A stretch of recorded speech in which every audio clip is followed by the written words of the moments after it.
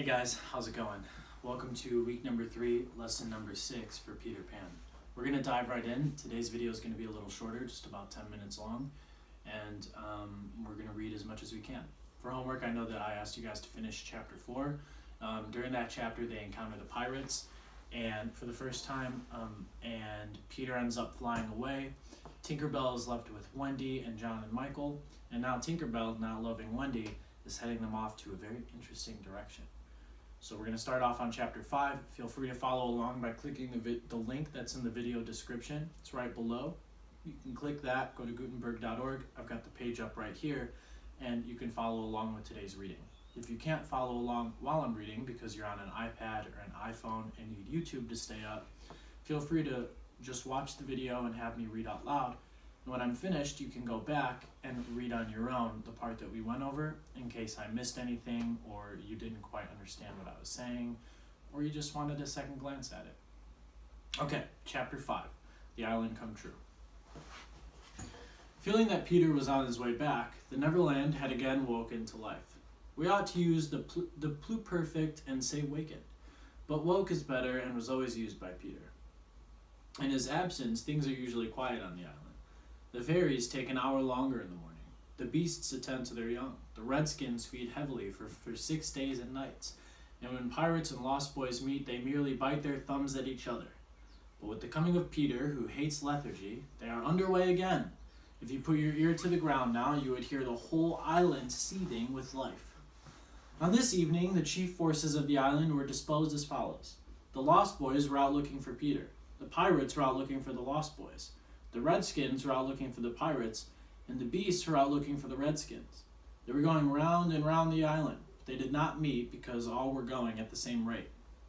It's a kind of a silly little way that the story goes. So you've got each character going in a circle around the island, but none of them finding each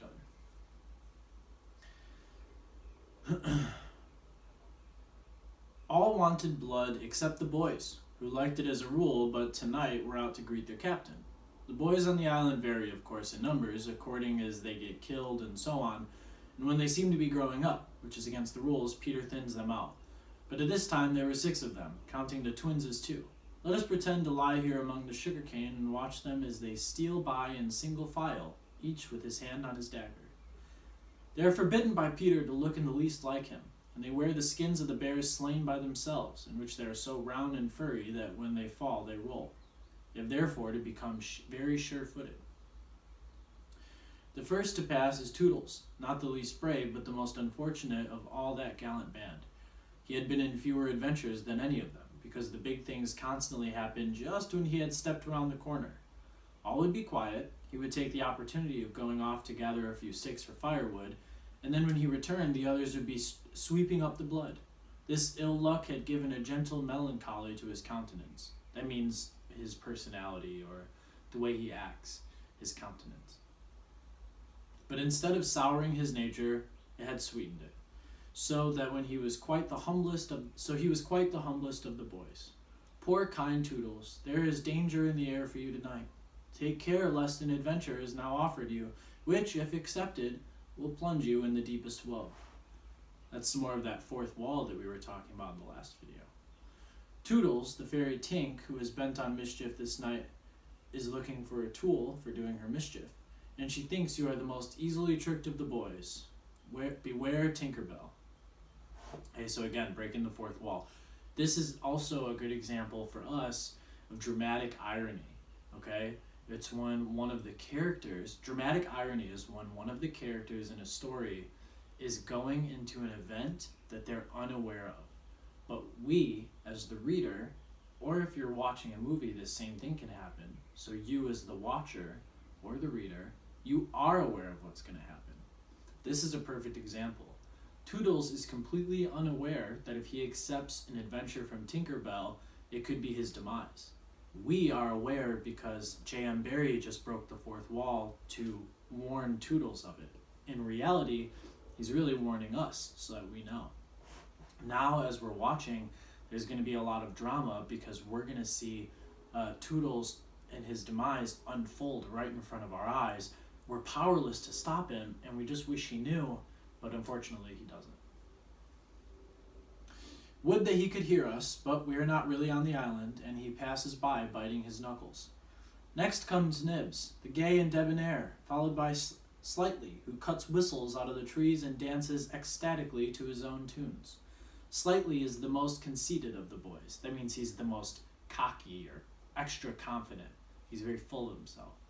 He thinks he remembers the days before he was lost, with their manners and customs, and this has given his nose an offensive tilt. Curly is fourth. He is a pickle, person who gets in pickle predicaments. And so often has he to deliver up his person when Peter said sternly, "Stand forth the one who did this thing," that now with the command he stands forth automatically whether he's done the thing or not.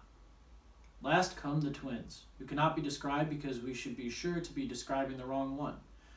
Peter never quite knew what twins were, and his band were not allowed to know anything he did not know. So these two were always vague about themselves, and did their best to give satisfaction by keeping close together in an apologetic sort of way.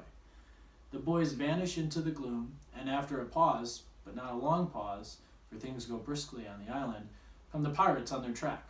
We hear them before they are seen, and it is always the same dreadful song. "Avast belay, yo-ho, heave to, a-pirating we go, and if we're parted by a shot, we're sure to meet below." Okay. A more villainous-looking lot never hung in a row on execution dock. Here, a little in advance, ever and again with his head to the ground listening, his great arms bare, pieces of 8 in his ear as ornaments, as the handsome Italian Cecco, who cut his name in letters of blood on the back of the governor of the prison at Gao. That gigantic black behind him has had many names since he dropped the one with which dusky mothers still terrify their children on the banks of the Guadalhorce. Here is Bill Jukes. Every inch of him is tattooed. The same Bill Jukes who got 6 dozen on the Walrus from Flint before he would drop the bag of Moiderus, Portuguese gold pieces, and Maduras, and Cookson, said to be Black Murphy's brother, but this was never proved. And Gentleman Starkley, once an usher in a public school and still dainty in his ways of killing. And Skylights, Morgan Skylights, and the Irish boatswain Smee, an oddly genial man, means a nice man, who stabbed, so to speak, without offense, and was the only nonconformist in Hook's crew. And Noodler, whose hands were fixed on backwards. And Robert Mullins, of Alf Mason, and many another ruffian long known and feared on the Spanish Main. So, what we're getting in this chapter so far is an introduction to a bunch of new characters. I want to point out before we go today that it's really important to know the language of the past is different than the language of the present. We're talking about when they call a person behind him the Black, okay? So they're probably talking about a person who has black skin, somebody who's African American, and they're not very tactful with the way that they speak about that. Similarly, they call a group of the people chasing on the island Redskins, to which they mean Native Americans, and that too is a derogatory term that we don't use very much anymore at all. In fact, it's an NFL team right now that people are trying to get to change its name because the term Redskins is derogatory. There's also some language in here that's used that we don't use so much the same way anymore, like gay. When they say gay, they mean like excited and happy and fun, versus when we use gay in the real world, sometimes it refers to homosexuality. So when you see gay in here, think excited and happy and fun because that's what they're going for. We're going to leave it there for today. For homework, I'd like for you to read the rest of this chapter. There's quite a bit here. You get introduced to all the rest of the people.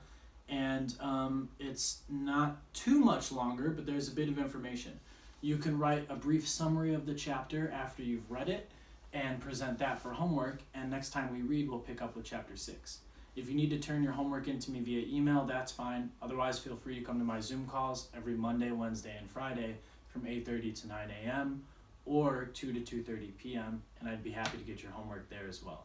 Those of you guys who have been watching the videos and keeping up, I really appreciate you. I hope you're enjoying the book, and try and get everyone else who can to watch the videos as well, because the more you guys watch the videos, the more you'll be entered into that drawing for $25. Okay, I'll see you guys on my Zoom call, and if I don't see you there, then I guess I'll see you next week. Have a good rest of your week and a great weekend. Bye.